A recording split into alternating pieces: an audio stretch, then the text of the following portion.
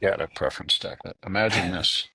You start a company and you expect it to be the kind of company it could be worth a lot of money in the future. Yeah, So yeah, you're not just starting a company and doing your work and making money as you go along. uh, You're actually raising money to make the development of the company go faster. And this is a Silicon Valley phenomenon. It really is. It's kind of where this whole model started.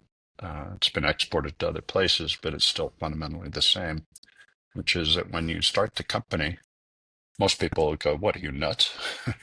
um, mm, and expect you to fail. So there's a lot of risk, and risk is, in the eye of the beholder. But at the very point that you decide to start the company, risk is maximal. And so you try to raise money, and people look at you and go, "You're crazy," but you might be successful. So here's some money. Uh, Now, a professional investor will look at that and say, well, the way to mitigate the risk is to make sure that you can get your money out faster than anybody else. And that's uh, called a preference. That's the most basic preference. There's many other variations of preference you can get into.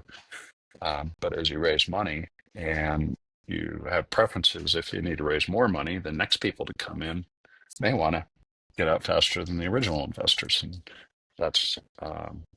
that develops over time into multiple series of financings, which, if you're really lucky, like Google did a Series A, they did not do a seed financing because they became successful instantly.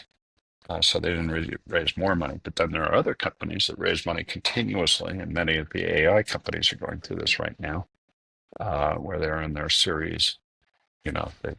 Different financings made by professional investors are called series, and you have your series seed, your pre-seed, you have your series A, B, C, D, E, and I think I've seen one company even had a series F at some point. Usually, by the time a company gets to that point, then it's um, IPO. it's making money, Yeah, yeah, or everybody believes it will be making money, it has revenue. It might be growing rapidly, and people are going, okay, we'll still keep taking a risk on this company. But if by the time you've gotten to Series C and you haven't generated any revenue, even independent of whether you're profitable or not, um, most investors will give up.